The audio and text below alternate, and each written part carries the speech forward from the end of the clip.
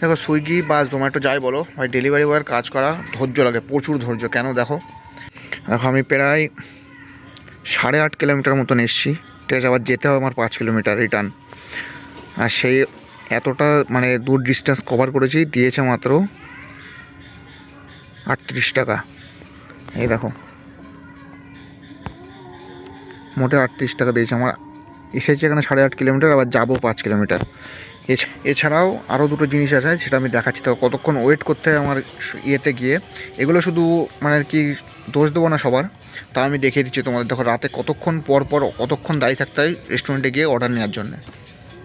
তো পরিস্থিতিটা হচ্ছে এই দেখো, 3 ঘন্টা 50 মিনিট হয়ে গেছে, আমি দুটো অর্ডার পেয়েছি মোটে, এবং 3 ঘন্টা 50 মিনিট পর 3 নম্বর অর্ডারের অ্যালার্মটা পেয়েছে সুইগি, আর তাও 25 টাকার অর্ডার। তো কী করার আছে, অ্যাকসেপ্ট তো করতে হবে, অ্যাকসেপ্ট করলাম। এবং এই অর্ডারটা ডেলিভারি করার পর যে আসল কাহিনীটা শুরু হচ্ছিলাম, শুরুতেই বললাম যে ডেলিভারি বয়ের কাজ করতে হলে প্রচুর ধৈর্য লাগে। তো ধৈর্যটা দেখো, 7-8 মিনিট হয়ে গেছে, অর্ডার এখনও রেডি হয়নি। আর এখানে আমি কারো দোষ গুণ বিচার করছি না বা কারো খারাপ ভালো বিচার করছি না। ফাইনালি প্রায় 28 মিনিট হয়ে গেছে, তারপরে গিয়ে অর্ডারটা রেডি হয়েছে, এবং অর্ডারটা পিক আপ মেরে আমি কাস্টমারের উদ্দেশ্যে বেরিয়ে গেলাম। এই যে আমাদের ওয়েট করতে হচ্ছে, রাইডারদের এতক্ষণ ওয়েট করতে হচ্ছে, রেস্টুরেন্টে অনেক ভিড় থাকে, সবাইকে ম্যানেজ করতে গেলে একটু সময় লাগে। তো এইগুলো অন্তত কোম্পানির এগুলো খেয়াল করছি যে একটু রাইডারদের এক্সট্রা পে করা উচিত।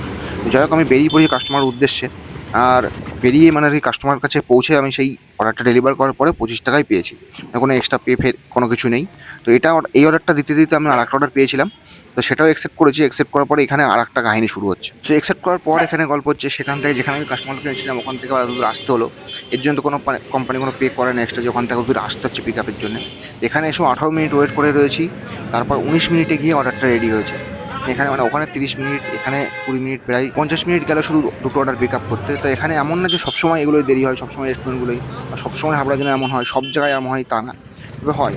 তো এইগুলো যদি কোম্পানি একটু খেয়াল করতে, এক্সট্রা পে করতে রাইডারদের, তাহলে রাইডারদের সুবিধা হতো। এছাড়া কাস্টমার লোকেশানে এসেও অনেক সমস্যা। কাস্টমার লোকেশানে এসে মানে লোকেশান থেকে অনেক দূরে দূরে অনেক সময় তাদের লোকেশান থাকে, মানে লোকেশান দেখা এক জায়গায়, যেতে হয় এক জায়গায়। কিছু কিছু সময় তো 1-1.5 কিলোমিটার হয়ে যায়, লোকেশান ছাড়া 1-1.5 কিলোমিটারও যেতে হয়। এরকমও সমস্যা হয়, অনেক সময় ভুল ভাল লোকেশান থাকে, সেই জন্যও সমস্যা হয়। তো আমি 1 মাস ধরে কাজ করছি, এরকমটা হয়ে আসছে, আমি দেখে যাচ্ছি। এছাড়া ফুড ডেলিভারি বয়দের কোনো কিন্তু পিক আপের জন্য কোনো টাকা দেয় না কোম্পানি। ধরো আমি 5 কিলোমিটার দূরে, রেস্টুরেন্ট থেকে 5 কিলোমিটার দূরে আছি, সেখান থেকে আমার পিক আপ করতে হচ্ছে, তাহলে কিন্তু আমার পিক আপের জন্য কোনো টাকা দেয় না। এটাই নিয়ম আর কি।